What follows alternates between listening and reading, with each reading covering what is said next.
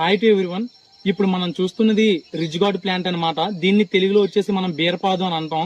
ఇందులో మేము గమనించింది ఏంటంటే డౌనీ మిల్లెడ్యూ, దీన్నే తెలుగులో బూజు తెగులు అని అంటాం.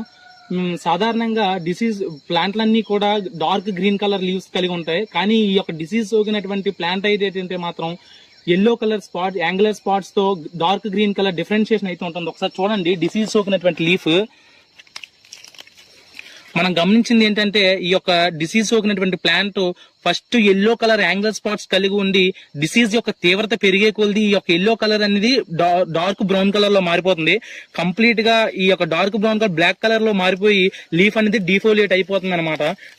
డిఫోలియేట్ అయిపోయిన తర్వాత మొక్క అనేది చనిపోవడానికి అవకాశం ఉంది. అదే విధంగా పువ్వు దశలో దీని యొక్క డ్యామేజ్ అనేది బాగా ఎక్కువగా ఉంటుంది అనమాట. వాతావరణంలో తేమ శాతం ఎక్కువ ఉన్నప్పుడు, అలాగే ఉష్ణోగ్రతలు తక్కువగా ఉన్నప్పుడు, ముఖ్యంగా వింటర్ సీజన్ లో, చలికాలంలో దీని యొక్క బెడద చాలా ఎక్కువగా ఉంటుందన్నమాట. కాబట్టి మన బీర సాగు చేసేటటువంటి రైతులందరికీ కూడా ఇటువంటి డిసీజ్ సోకినప్పుడు మెటలాక్సైల్ మరియు మ్యాంగో జెబ్ కాంపోజిషన్ కలిగినటువంటి కెమికల్ రెడామిల్ గోల్డ్ కెమికల్ ని 3 గ్రామ్స్ 1 లీటర్ నీటిలో కలుపుకొని పిచికారీ చేసుకోవడం ద్వారా ఈ యొక్క డౌనీ మిల్లెడ్యూ తెగుల్ని మనం పూర్తిగా కంట్రోల్ చేయొచ్చు అనమాట. బీర సాగు చేసేటటువంటి రైతులందరికీ కూడా ఈ యొక్క వీడియో షేర్ చేయండి. అదే విధంగా మా వీడియో కానీ మీకు నచ్చినట్లయితే లైక్ చేయండి, షేర్ చేయండి, కామెంట్ చేయండి, ఛానల్ ని ఫాలో చేయండి.